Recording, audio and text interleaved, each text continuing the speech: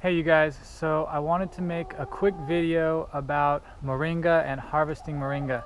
So what I just had and was feeding to the chickens is some frozen and dried moringa, and I actually noticed a couple years ago the chickens really enjoying the moringa that I had left that had been frozen, and Scarlett's jumping to get it now.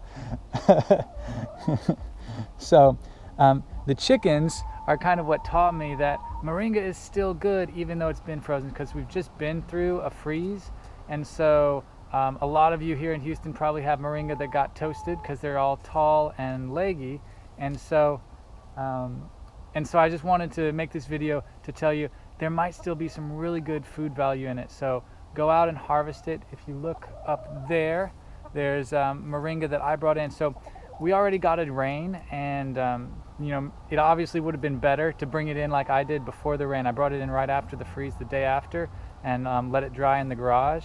And so it still is probably good. This moringa that I'm feeding to the chickens is still good, and I have a whole nother tree that I didn't harvest that still looks good. So it still has some food value for you even though it got rained on. What's cool is that the freeze helps it to dry really quickly, and then one of the best places in my opinion to dry it is like while it's still on the tree, because it's not easy to strip moringa leaves off of the stem when they're very green. They don't pull off very easily, and you often get the stem itself.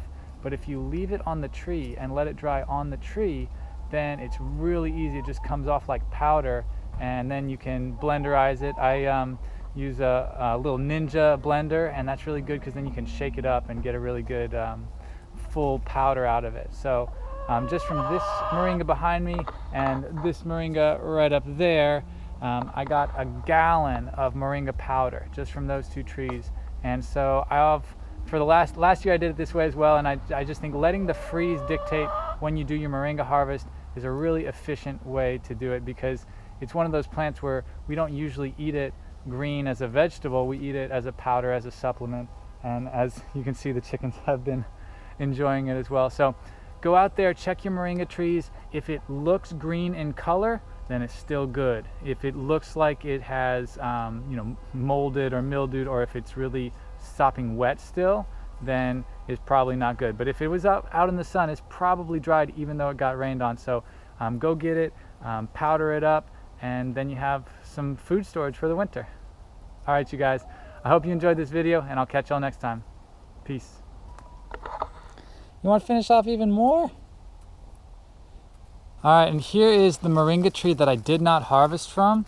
If you look at these leaves, you'll see they are still quite green. They're not as bright green as what I pulled into the garage, but there's still some good food value there, and I'm going to share this with the chickens.